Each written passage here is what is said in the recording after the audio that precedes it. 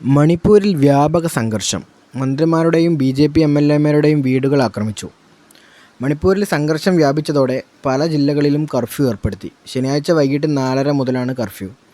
ജിരിബാം ജില്ലയിൽ നിന്ന് കാണാതായ 6 മെയ്തേയ് വിഭാഗക്കാരുടെ മൃതദേഹം കണ്ടെത്തിയതിന് പിന്നാലെയാണ് ഇംഫാൽ വാലി ജില്ലകളിൽ ആക്രമണം പൊട്ടിപ്പുറപ്പെട്ടത്. കുക്കി കലാപകാരികൾക്കെതിരെ കടുത്ത നടപടി വേണമെന്ന് മെയ്തേയ്ക്കാർ ആവശ്യപ്പെട്ടു.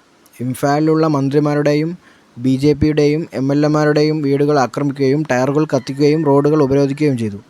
ഇതിനെ തുടർന്നാണ് ചില ജില്ലകളിൽ കർഫ്യൂ ഏർപ്പെടുത്തിയത്. ഇവിടങ്ങളിൽ ഇന്റർനെറ്റും റദ്ദാക്കി. ആരോഗ്യമന്ത്രി സബം രഞ്ജൻ, മുഖ്യമന്ത്രി ബിരേൻ സിംഗിൻ്റെ മരുമകനും ബി.ജെ.പി. എം.എൽ.എയുമായ ആർ.കെ. ഇമോ, സ്വതന്ത്ര എം.എൽ.എ നിഷികാന്ത സിംഗ് തുടങ്ങിയവരുടെ വീടുകൾക്കു നേരെയാണു ആക്രമണം. കുക്കികൾ തട്ടിക്കൊണ്ടുവെന്നു കരുതുന്ന 3 പേരുടെ മൃതദേഹം വെള്ളിയാഴ്ച പുഴയിൽ നിന്നാണ് കണ്ടെത്തിയത്. മറ്റ് 3 പേരുടെയും ശനിയാഴ്ച കണ്ടെത്തി. ഇതോടെ തട്ടിക്കൊണ്ടുപോയവരെ സുരക്ഷിതമായി തിരികെ എത്തിക്കുന്നതിൽ സംസ്ഥാന സർക്കാരും സുരക്ഷാസേനയും പരാജയപ്പെട്ടെന്ന് കാണിച്ച് പ്രതിഷേധക്കാർ രംഗത്തിറങ്ങുകയായിരുന്നു. ഒരു കുടുംബത്തിലെ 6 പേരെയാണ് കാണാതായിരിക്കുന്നത്. ഇതിൽ 3 സ്ത്രീകളും കുട്ടികളുമായിരുന്നു. ഒരു കുട്ടിക്ക് 8 മാസവും മറ്റൊരാൾക്ക് 2.5 വയസ്സുമാണ് പ്രായം.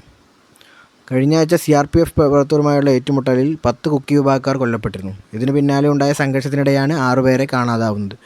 അതേസമയം 6 പോലീസ് സ്റ്റേഷൻ പരിധികളിൽ ഏർപ്പെടുത്തിയ അഫ്സ്പ പിൻവലിക്കണമെന്ന് സർക്കാർ കേന്ദ്രത്തോട് ആവശ്യപ്പെട്ടു. പ്രതിഷേധം ശക്തമായ സാഹചര്യത്തിലാണ് കേന്ദ്രത്തോടുള്ള സംസ്ഥാന സർക്കാരിൻ്റെ അഭ്യർത്ഥന.